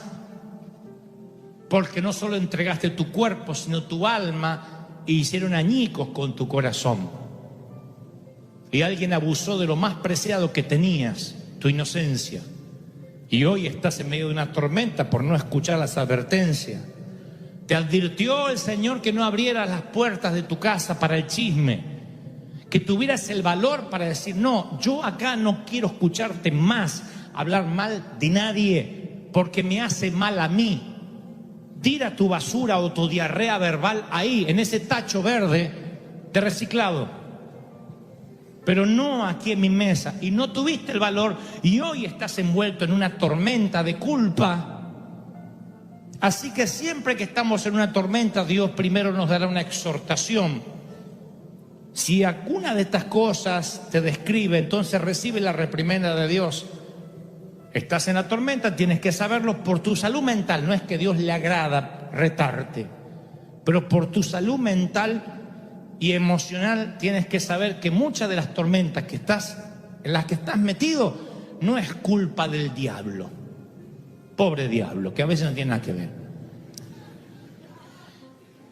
Pero no te aflijas, porque no te vas a ir con la reprimenda solamente. Ahora vienen 3 promesas que pueden darte paz en medio de la tormenta, en el mismo discurso de Pablo. Después de la reprimenda dice: pero el cielo envía ayudantes. Dice Pablo: anoche se me apareció un ángel. Pablo recibió una visita del cielo en medio de la tormenta.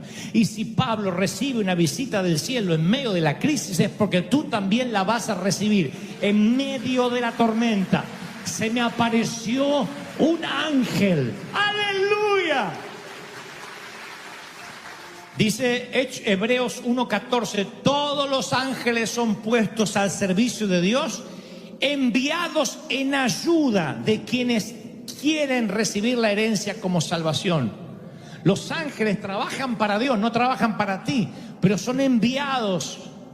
Son la infantería, la caballería, el refuerzo, los ejércitos celestiales que son despachados para ayudarte, los refuerzos que vienen en camino cuando estás en medio de la crisis. En el cielo han escuchado tu oración, han escuchado tu clamor, y lo primero que trae una paz perfecta, o que por lo menos la empieza a construir en los corazones deshechos de los marineros, es: anoche el ángel de Jehová me visitó. Yo imagino el ángel de Dios, un ángel del cielo vino. Yo me imagino a los marineros diciendo: acá, bajo un cielo gris, está diciendo que en la barcaza que se está por dar vuelta y hemos de perecer todos, aquí hubo un visitante del cielo. Hace 14 días no vemos estrellas, no vemos sol, lo único que hay es tormenta, y tú dices que un visitante del cielo vino. Eso es tan ridículo como pensar que llevas 2 meses yendo a la sala de cuidados intensivos a ver a alguien, y quien está allí en la cama te dice: ay, ¿sabes qué? Vino un ángel anoche. En serio, de verdad, aquí. ¿Sabes? Vino un ángel en medio de la crisis. Pero si no sabemos dónde vamos a vivir, nos van a quitar la casa. Sí, pero el ángel estuvo aquí diciendo: no teman, Dios me dijo que todo va a estar bien. Hay un ángel en medio de tu crisis. Alguien recibe la palabra, ¿lo crees? ¿De verdad que lo crees? ¿Ves? Ya te empiezas a sentir mejor después de la exhortación. Hay un ángel. Lo segundo que dice Pablo, que les va construyendo una paz perfecta a los muchachos, es: ¿por qué esta noche ha estado conmigo el ángel de Dios, de quien soy? ¡Wow! Ahí es cuando los marineros dicen: epa, este no es un predicador judío nomás. ¿De quién? De quien soy. Tengo un ángel del Dios de quien soy. Cuando tú vas a mandar a uno de tus hijos menores a un campamento, a donde sea, en el colegio, a una excursión, siempre tienes que firmar formas, que eres la persona responsable. Y creo que cuando Dios permite que entres en una tormenta, Él firma una forma donde Él pone su nombre, y Él garantiza que a pesar de las tormentas vas a llegar sano y salvo a su puerto. Tú vas a llegar, porque tú eres su hijo y Él es tu padre. Ya no eres esclavo, sino eres hijo, porque Dios te hizo heredero. ¿Lo crees, sí o no? El Dios a quien soy, así que el Dios de quien soy, el cielo, tiene un lugar para ti. ¿No te parece fascinante?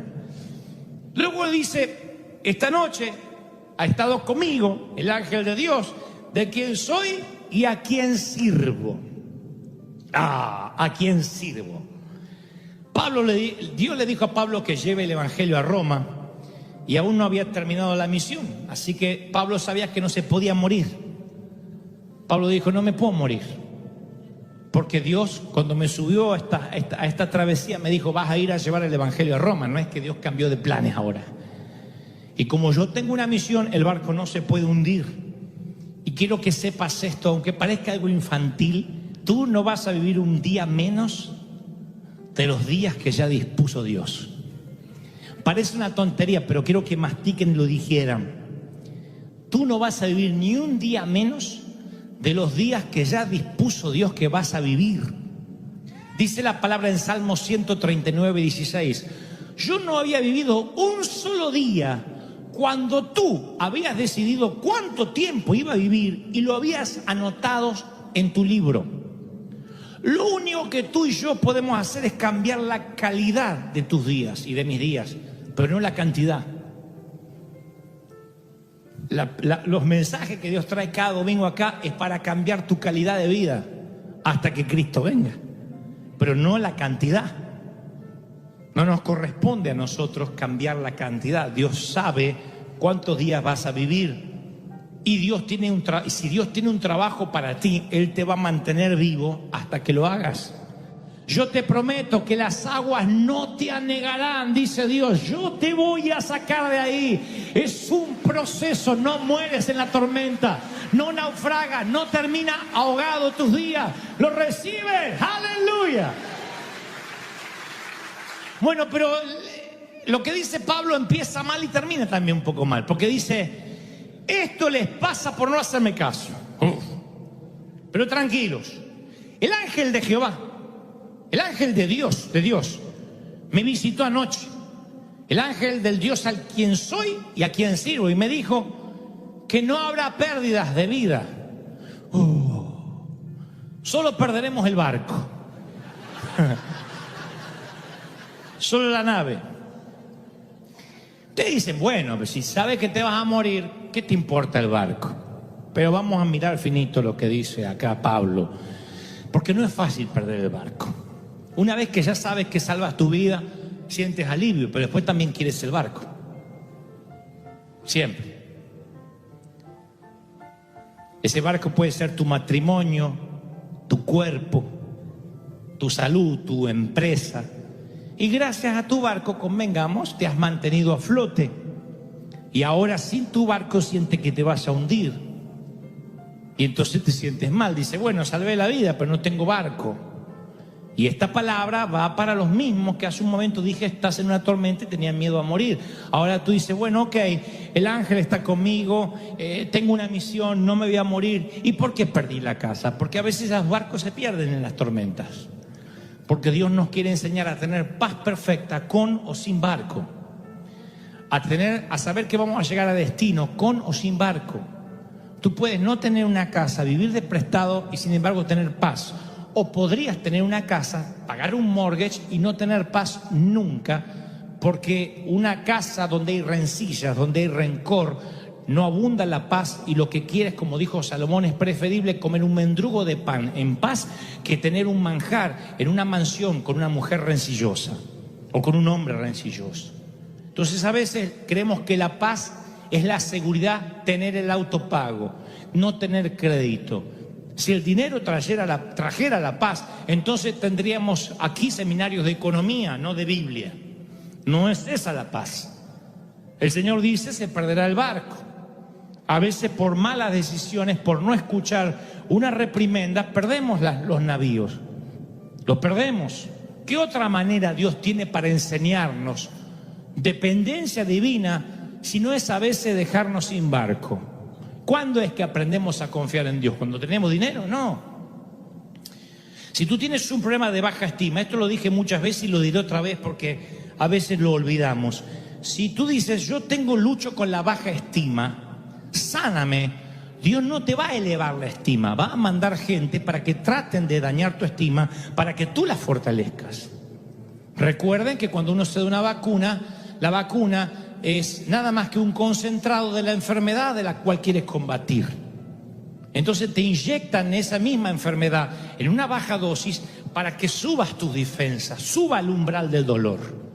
Cuando tú dices, dame paciencia, Señor, dame paciencia, Dios dice a Satanás, como dijo al mismo diablo con respecto a Job, bueno, atácalo un poquito, atácalo un poco, que se le pare el auto, que la familia esté más rebelde que nunca, que la suegra se le venga a visitar, porque me está pidiendo paciencia. ¿Cómo vas a tener paciencia si no viene la manera para que tú la eches a andar a la paciencia? Si tú oraste alguna vez por fe, vas a estar en tormentas donde vas a tener que usar la fe. Si no, nunca vas a saber si tienes fe. Nosotros pensamos que tener fe es ausencia de problemas. No, tener fe es problemas y operar la fe por encima de esos problemas. ¿Sí? Entonces, ¿cómo vas a aprender a vivir en lo mucho y en lo poco si nunca tuviste poco? Si nunca perdiste un barco. Dios tiene que saber que tú vas a tener paz independientemente del dinero que tengas en el banco. Tu bolsillo no puede regular tu paz. Tu paz tiene que ser porque el ángel de Jehová te visitó anoche y te dijo, aunque pierdas todo, yo estoy contigo, dice Dios. ¿Cuántos reciben esta palabra? Díganme amén. ¡Aleluya! ¿La están recibiendo, sí o no? Yo estoy contigo, dice Dios. Esa es la paz perfecta. El Dios de quien tú eres, ¿tú crees que eres del Señor? ¿Cómo te vas a ahogar entonces? Noah Drew tenía 2 años cuando descubrió que no se hundiría para siempre. 2 años. La familia Drew recorría en su auto la corta distancia hasta la piscina del barrio. Iba tan despacito la mamá, manejando tan lento el automóvil, que los seguros automáticos de las puertas no se cerraron. Y Noah, que iba con su traje de baño en el asiento trasero, 2 años, abrió la puerta y se cayó. Y ella sintió en el auto como que las ruedas pasaron un badén, como si hubiese pasado un reductor de velocidad, pero eran las piernas del niño. Así que paró, saltó del auto y encontró a Noah en el pavimento. Un vehículo de 5.000 libras le había pasado por las piernas. Pero cuando fueron a emergencias, no se había roto ni un solo hueso, solamente algunos rasguños. Y le decían a la mamá, ¿de verdad el auto le pasó por arriba? Y esa noche, cuando ya estaban en casa, con algunas heridas menores, el niño dijo, mamá, Jesús me atrapó. Y la mamá le dice, ¿pero tú viste a Jesús? Y dice, sí. Y le dije, gracias. ¿Y qué te dijo? De nada, pequeño. Me atrapó. Y luego agregó, dice, Jesús tiene sus manos de color pardo. Él me atrapó.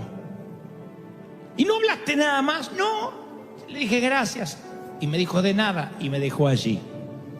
Cuando los temporales del nordeste azotan, cuando soplan vientos contrarios, cuando sientes que estás perdiendo tu barco, el mismo Jesús que le mandó el ángel a Pablo te dice, cuando pases por las aguas, yo estaré contigo. Y escucha esto, Jesús todavía atrapa a sus hijos. Jesús todavía los atrapa con los brazos para que no se hundan, para que los autos no te aplasten, para que nada malo te pueda pasar. Jesús sigue atrapando a sus hijos. Si lo hizo con Noah de 2 años y lo hizo con Pablo hace miles de años, ¿cómo no lo va a hacer contigo? Aunque pases por las aguas, yo estaré contigo, dice Dios. Los marineros describen una tempestad de la cual ningún navegante puede navegar. La llaman una tormenta perfecta, no porque sea perfecta en el sentido de ideal, sino porque es perfecta en la combinación de factores. Entonces, todos los elementos, vientos huracanados, frente frío, lluvia torrencial, se unen y crean un desastre invencible, inexpugnable, cuando varios factores se combinan. Y esta palabra va para los que se han hecho esta pregunta durante los últimos meses, que dicen: yo no sé qué peor cosa me podría pasar, ya estoy curtido del dolor, harto de sufrir, no tenemos descanso a nuestro alma, a nuestro corazón, y sentimos que no vamos a poder lidiar con tanta crisis, con tantos embates, con tantas olas furiosas y espumosas que vienen contra nuestra vida. Pablo, el apóstol, tiene una palabra para los que estamos o los que están viviendo esa situación. Dice: y la paz de Dios, se lo dice a la iglesia de Filipo 4:7, y la paz de Dios, que sobrepasa todo entendimiento, cuidará tu corazón y tus pensamientos en Cristo Jesús. Ahora, vamos a ubicarnos en tiempo y espacio. Cuando Pablo escribe este texto, él acababa de salir de una tormenta en el Mediterráneo. Había abordado un barco en Cesarea con destino a Italia. La palabra dice en Hechos que viajaba con él Lucas y también un hermano de Tesalónica llamado Aristarco. Viajaban en un barco que tenía prisioneros, cuyo destino final seguramente era el Coliseo romano. Atracan en Sidón, cambian de embarcación a un barco egipcio que transportaba cereales y salen a navegar a buscar otro puerto. Les cuesta mucho llegar a ese otro puerto. La Biblia narra que los vientos empiezan a soplar sin piedad. Dice el escritor: a duras penas llegamos a un lugar llamado Buenos Puertos, que de bueno no tenía nada, porque dice la palabra que no podían pernoctar ahí. Los barcos, en ese entonces, el barco egipcio que transporta cereales, que trae a Pablo, medían unos 30 metros más o menos, pesaban unas 1000 toneladas, pero no estaban diseñados para navegar bien en las tormentas en los tiempos del Medio Oriente. Esto lo dicen los libros de historia. Hay un libro antiguo que describe los peligros de navegar en ese momento del año y dice: hay una luz natural muy pobre en invierno, noches largas. Vayan imaginándose lo que es estar en una embarcación de esas. Luz natural de día muy pobre, como si hubiera una bruma continua, ¿no es cierto? Además de eso, noches largas, muy largas, que no se terminan más, nubosidad densa, escasa visibilidad, o sea, no ves nada, vientos, lluvia y nieve doblemente fuerte. Y Pablo, que conocía lo que es la travesía invernal, cuando están en Buenos Puertos, le dice a los muchachos de la embarcación, incluyendo a su capitán y contramaestre, o sea, segundo a bordo, le dice: no salgamos, porque vamos a poner en peligro la embarcación, lo que está dentro, nuestras vidas. No está bueno navegar acá. Pero ninguno de los tripulantes quería quedarse a pernoctar en Buenos Puertos, que de bueno no tenía nada. Dijeron: no vamos a quedar acá, vamos a salir igual. El capitán no escuchó a Pablo, hizo caso omiso a las advertencias del apóstol, porque para el capitán Pablo es nada más que era un predicador judío, así que dijo: ¿qué sabe este de navegación? Y dice en Hechos 27:1, así que levaron anclas y zarparon hacia otro puerto. Y allí la palabra describe que no mucho después, días después, la nave dio contra un viento huracanado llamado Euroclidón, un viento feroz del norte y del este, un barco difícil de navegar, 30 metros de largo, 1000 toneladas.